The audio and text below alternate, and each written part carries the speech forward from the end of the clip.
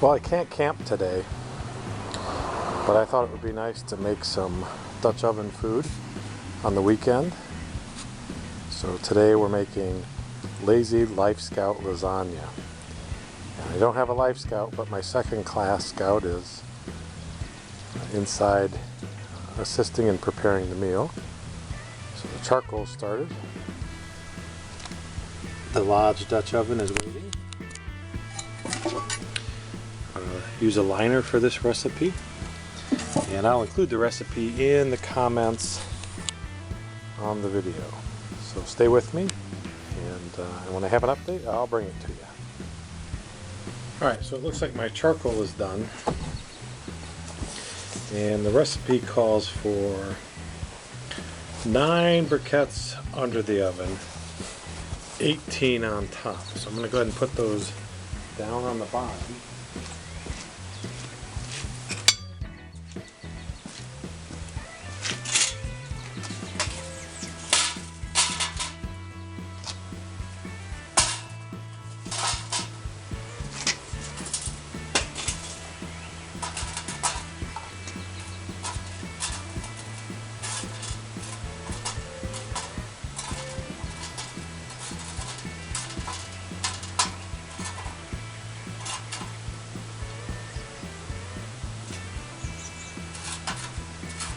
Arrange them in a circle.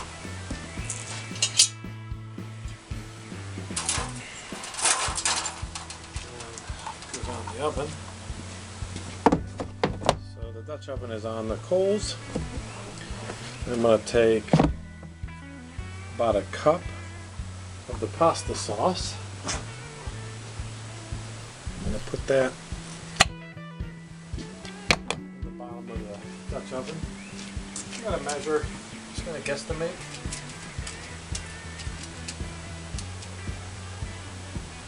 That's about right.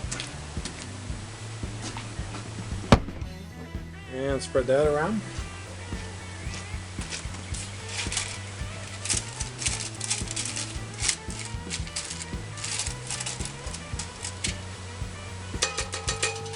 And I am using Dutch oven liners, and I got those from just from Walmart. They're there in the camping section.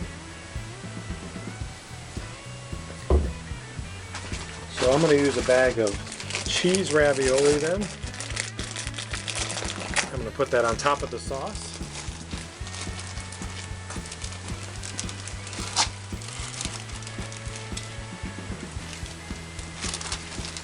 That's a 25-ounce bag. Spread that out a little bit.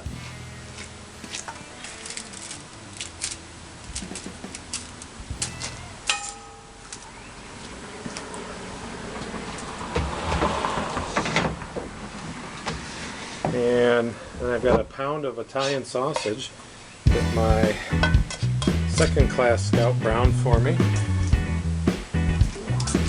put about half of that on top of this just plain cheese ravioli.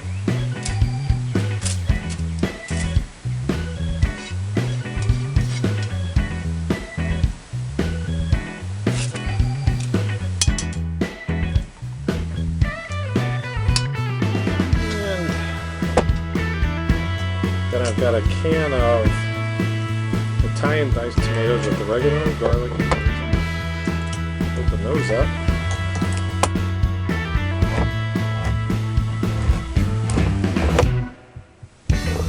And I'm going to pour those over that sauce, ravioli, and sausage layer.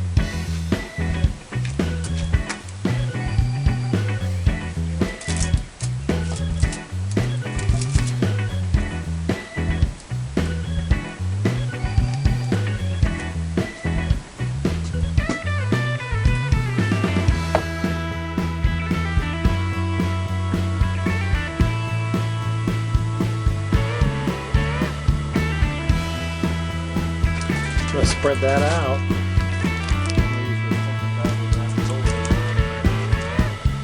On top of that.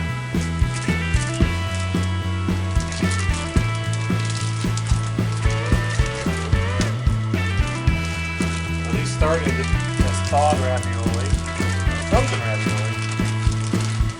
You need to thaw them prior to starting your recipe. So if you're out at a camp, you want to be planning ahead and take those out a little bit in advance.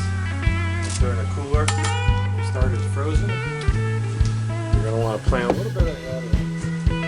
Get those out of the cooler, get them thawed prior to starting your recipe. Maybe a half hour to an hour before you start your charcoal. So I'm going to take the rest of the sausage.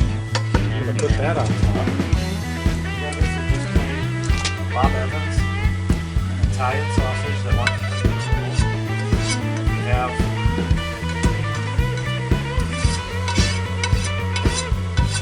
other kind of Italian sausage you can like, great. This is for the family. Makes this is just mild Italian sausage. Making it for the scout just before. We would definitely be using hot sausage. We'd probably be obligated to throw in some jalapenos or something else to spice it up a little bit. So I'm going to take the rest of the pasta sauce, dump that in.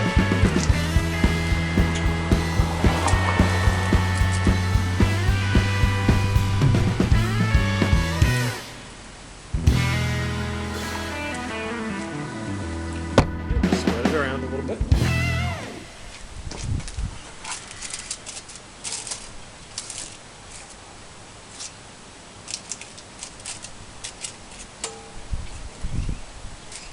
And if you wanted to pick it up a notch, instead of using maybe Italian tomatoes, you might use a can of maybe the Rotel tomatoes with habaneros, something like that, and make it a good spicy dish. So I'm going to go ahead and put the lid back on, and I'm going to put 18 coals on top. I've already got 9 on the bottom, and we're going to bake that for 45 minutes. So I'll get back to you when we get a little closer. Alright, so it's cooking up now. Just got the coals on. Got about 20, 21 on top. It's kind of a science, or rather, it's kind of an art rather than a science. But when it comes to Dutch oven cooking, if you're going to make a mistake, you probably want to make that mistake with coals on the top. Now, if you're going to go a little high, you'd rather have more on top than you need than more on the bottom. More on the bottom tends to cause burning. More on the top, the heat is not as direct, and so you don't have as many problems. The exception to that might be when you're baking. When you're baking, you want to come pretty close to the recipe's instructions. If you get over too much, you might get a little too brown or even black on top. So baking, stay closer to the recipe. If you're not baking and you're doing something like a lasagna or something with a high liquid content like this, if you're going to make an error, or if you got a windy day or a really cold day, you might be okay with a couple extra coals on top. Just avoid extra coals on the bottom because it's more likely to burn because the heat's closer to the food. And I'll come back to you when we're ready for the next step.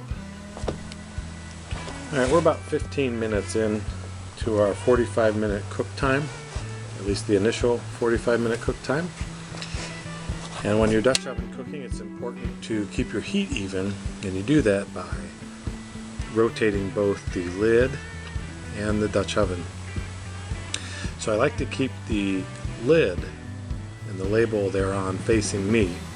So in this case, this is a Lodge Dutch oven, so there's a logo on the lid. So I'll rotate the Dutch oven itself a quarter turn. In this case, I'll do it counterclockwise, and then I will rotate the lid clockwise, and that helps distribute the heat more evenly and get you a good even cook.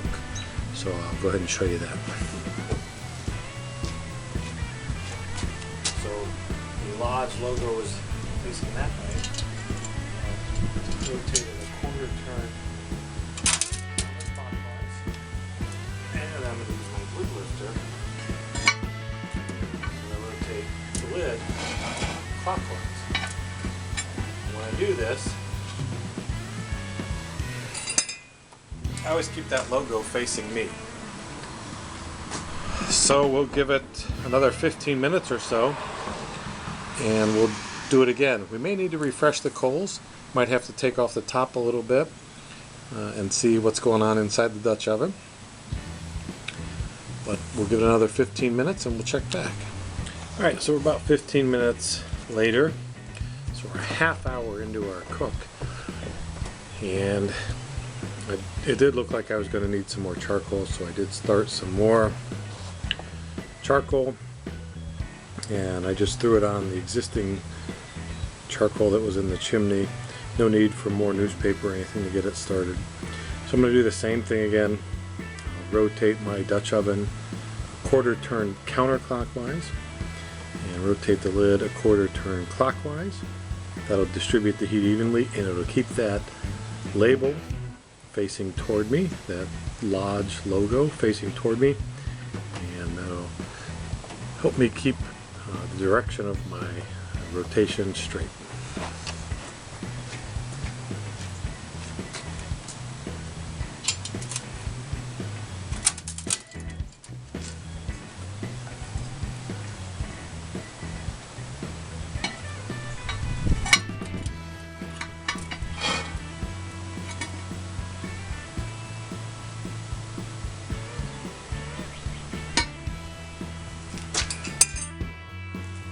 Alright, got about 15 minutes left, and at least in the initial cook period. And by that time, the coals we've added to the charcoal chimney should be ready to go. And you can see they're starting to heat up there. And those should be ready to go, and I'll check back with you then. Alright. The charcoal I added to the chimney is really taken off now. And it seems like a good time to mention that stick with good charcoal. There might be some temptation to spend money, or save money rather, on cheaper charcoal. Get the good stuff. Kingsford is probably the best charcoal you can get for the least amount of money. There, you could spend more and maybe get better, but the best charcoal for the least amount of money is probably Kingsford. So avoid that temptation to save a couple bucks, because I think you'll be less satisfied with the results. Kingsford seems to burn pretty well and pretty long and gives you the best bang for your buck. Okay, we are 45 minutes in, which means it's time for a couple of the last steps. I think I'm going to need to refresh some of the charcoal, so I'm going to do that first.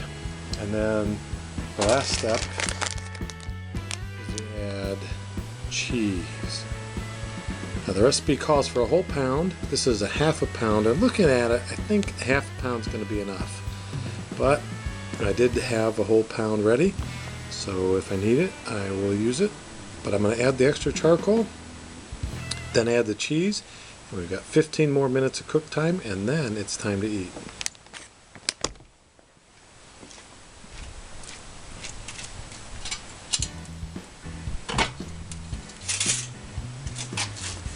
So I'm going to follow about the same ratio. About 9 on the bottom.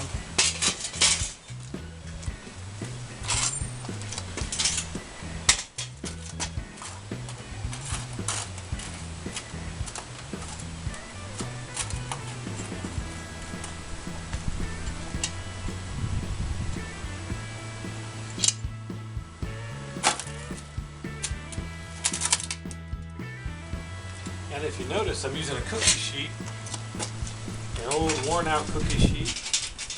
I'm cooking in my driveway, and I don't want to make a mess, but you could use the same strategy cooking outside. Just keep that old cookie sheet with you. And might help you leave no trace. Ashes and the heat onto the metal and not the ground. So I'm going to go ahead and open that cheese up. Again, that's a half a pound of mozzarella.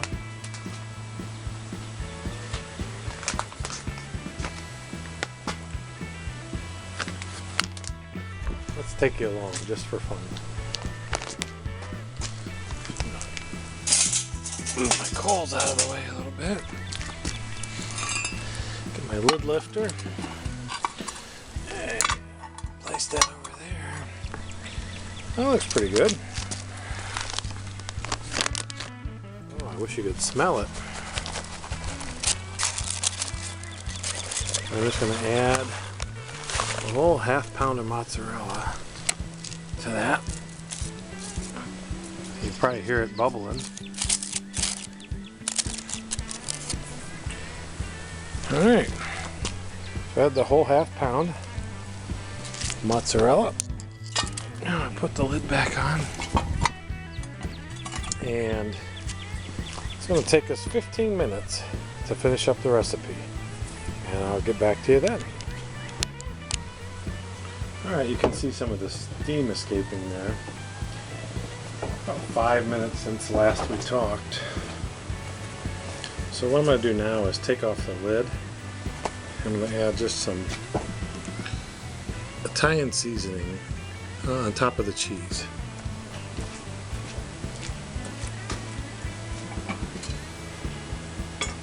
Oh, yeah. Boy, I wish you could smell this. I'm going to take some of this.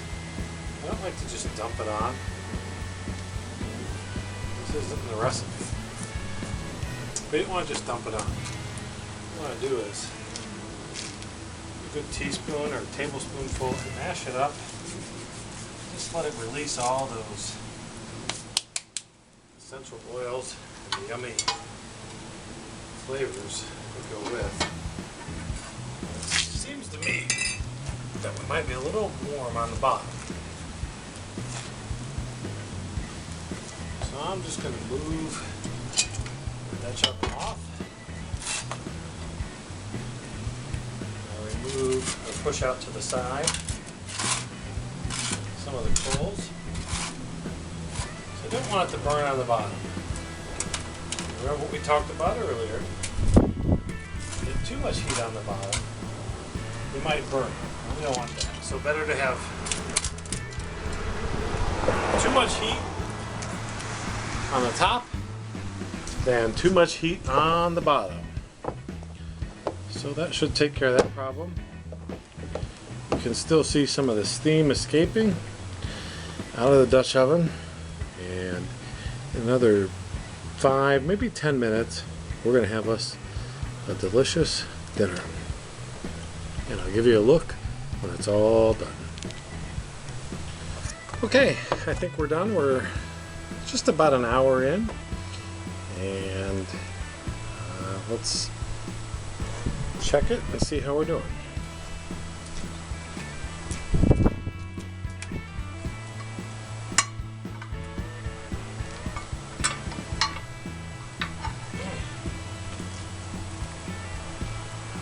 Wow, you gotta, I wish you could smell that, because that is smelling like some kind of wonderful. Can you hear it? Sizzling underneath. Well, there it is. The Life Scouts Lazy Lasagna in a Dutch oven. Pretty easy. Not bad for a Saturday evening. Could feed the whole family with that. And a bunch of hungry scouts too. So I wish you could join us, but that's what the finished product looks like. And try it, and I think you'll like it.